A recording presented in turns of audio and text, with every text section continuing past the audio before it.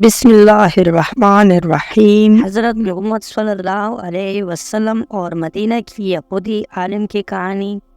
زید بن ثنہ مدینہ کے مشہور یہودی علماء میں سے ایک تھے اور پیغمبر اکرم صلی اللہ علیہ وآلہ وسلم کے دور میں مدینہ میں رہتے تھے۔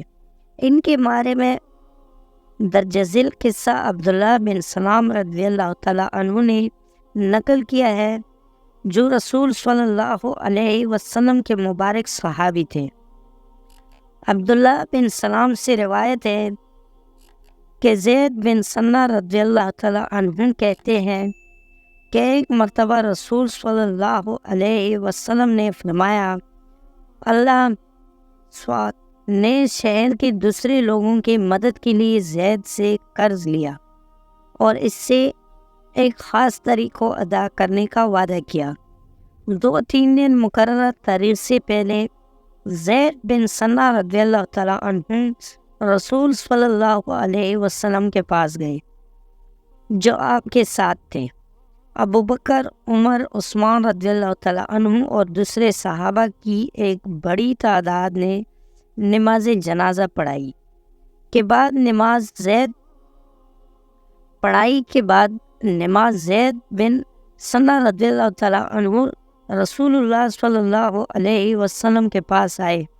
آپ صلی اللہ علیہ وسلم کو اپنے قمیص اور چادر سے پکڑ کر غصے سے دیکھا اور فرمایا، قرآن اسلام، اللہ کی دعا، اے محمد، تم میرے واجبات ادا کیوں نہیں کرتے؟ خدا کی قسم، میں آپ کے خاندان کے بارے میں سوائے التوا کے کچھ نہیں جانتا، میں آپ لوگوں کو اچھی طرح جانتا ہوں۔ اس پر عمر رضی اللہ تعالیٰ عنہ کو بہت غصہ آیا اور کہا، اے اللہ کے دشمن، کیا تم نے حقیقت میں وہی کہا جو میں نے رسول اللہ صلی اللہ علیہ وسلم سے سنا ہے؟ کیا تم نے واقعی اس کے ساتھ وہی کیا جو میں نے دیکھا؟ اس ذات کی قسم جس کی ہاتھ میں میری جان ہے، اگر مجھے رسول اللہ صلی اللہ علیہ وسلم کے ہمارے جانے کی فکر نہ ہوتی تو میں آپ کے سر پر تلوار مارتا۔ رسول اللہ صلی اللہ علیہ وسلم نے جو زید بن ثنہ رضی اللہ تعالیٰ عنہ کی طرف خاموشی اور تحمل سے دیکھ رہے تھے، حالانکہ مقررہ تاریخ ابھی نہیں آئی تھی، فرمایا، اے عمر، ہمیں اس کی ضرورت نہیں ہے، مجھے اس کے قرض کی ادائیگی کے لیے آپ کے مشورے اور اس کے ساتھ حسن سلوک سے پیش آنے کے مشورے کی زیادہ ضرورت تھی۔ اے عمر، اس کے ساتھ جاؤ، اس کا قرض ادا کرو اور اسے 20 اضافی دو 44 کلو گرام کھجوریں، کیونکہ آپ نے اس سے خوف زدہ کیا تھا۔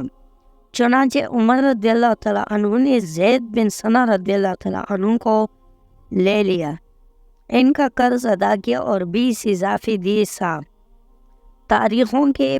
پھر زید نے اس سے اضافہ کا سبب پوچھا تو عمر نے جواب دیا کہ رسول اللہ صلی اللہ علیہ وسلم سلامتی اور برکت دینے کا حکم دیا تھا، کیونکہ عمر نے زید کو ڈرایا تھا۔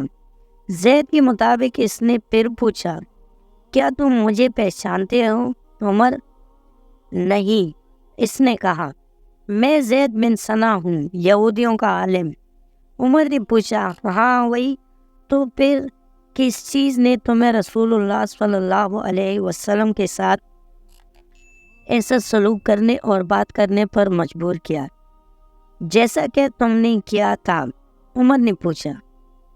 اے عمر، میں نے جواب دیا، میں نے نبوت کے تمام نشانیاں محمد صلی اللہ علیہ وسلم کے چہرے کو دیکھ کر پہچان لی، سوائے 2 علامات کے جو فوری طور پر ظاہر نہیں ہوئی۔ ایک یہ کہ ان کی باری ان کی جلد بازی پر سبقت لے جائے گی، اور یہ کہ زیادہ جلد بازی کا سامنا کرنے پر ان کی تحمل بڑھ جائے گی۔ اب میں نے ان دونوں نشانیوں کو پہچان لیا ہے۔ گواہ رہنا اے عمر، میں اللہ کو اپنا رب مان کر راضی ہوں، اسلام میرے مذہب کے طور پر اور محمد کے ساتھ میرے نبی کے طور پر تم بھی گواہ رہو کہ میں اپنا آدھا مال دیتا ہوں اور میرے پاس بہت زیادہ مال ہے، محمد صلی اللہ علیہ وسلم کی امت کے لیے صدقہ کرتا ہوں۔ پھر عمر اور زید رسول اللہ صلی اللہ علیہ وسلم کے پاس واپس آئے اور زید نے علانیہ اعلان کیا، میں گواہی دیتا ہوں کہ اللہ کے سوا کوئی عبادت کے لائق نہیں، اور میں گواہی دیتا ہوں کہ محمد صلی اللہ علیہ وسلم اس کے بندے اور رسول ہیں، اور میں آپ پر ایمان رکھتا ہوں۔ اس طرح زید نے پیغمبر اسلام کے پیغام کو گواہی دی اور ان کے ہاتھ پر بیعت لے لی۔ بعد میں زید نے رسول اللہ صلی اللہ علیہ وسلم کے ساتھ متعدد مہمات میں حصہ لیا اور غزوہ تبوک میں شہید ہوئے۔ نبی کریم صلی اللہ علیہ وسلم کی سیرت کے بارے میں مندرجہ بلا کہانی ان کی کتاب میں نبی صلی اللہ علیہ وسلم کے کردار کی ایک جھلک دکھائی ہے۔ علوم الدین ابو حامد الغزالی نے پیغمبر کے صفات پر روشنی ڈالی، جن میں سے کچھ درج ذیل ہیں۔ وہ لوگوں میں سب سے زیادہ بردبار، لوگوں میں سب سے زیادہ بہادر، لوگوں میں سب سے زیادہ انصاف کرنے والا، لوگوں میں سب سے زیادہ پاکیزہ تھا، وہ لوگوں میں سب سے زیادہ معمولی آدمی تھا، اور وہ کسی کو سیدھا آنکھ سے نہیں دیکھتے تھے۔ وہ غلام اور آزاد دونوں کی دعوت کا جواب دیتے تھے اور تحفہ قبول کرتے، خواہ وہ دودھ کا ایک پیالہ ہی کیوں نہ ہو، اور ایک شخص کو اس کا اجر دیتے۔ اپنے رب کی خاطر غضبناک ہوا لیکن اپنے لیے ناراض نہیں ہوا۔ وہ حق پر قائم رہے گا، خواہ اس کے نتیجے میں خود کو یا اس کے ساتھیوں کو نقصان پہنچنے۔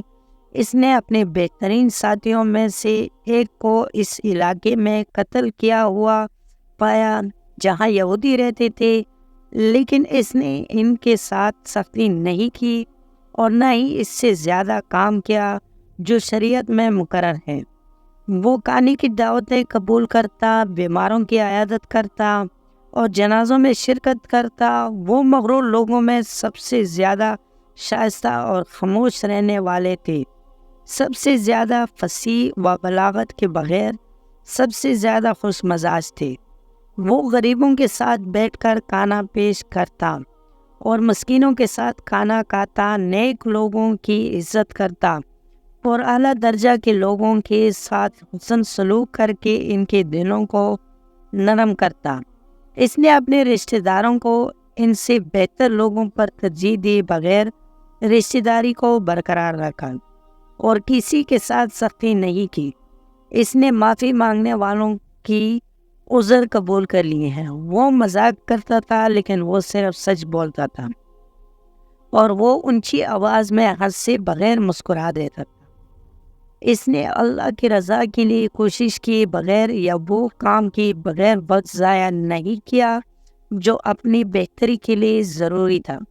وہ کسی غریب کو اس کی غربت یا دائمی بیماری کی وجہ سے حقیر نہیں دیکھتا تھا اور اپنی طاقت کی وجہ سے کسی بادشاہ سے نہیں ڈرتا تھا۔ دوستو، آپ کو آج کی کہانی کیسی لگی؟ امید ہے کہ ویڈیو اچھی لگی ہوگی۔ اگر ویڈیو پسند آئی ہو تو ہمارے چینل کو سبسکرائب کر لیں۔ ملتے ہیں اگلی ویڈیو میں، تب تک کے لیے اللہ حافظ۔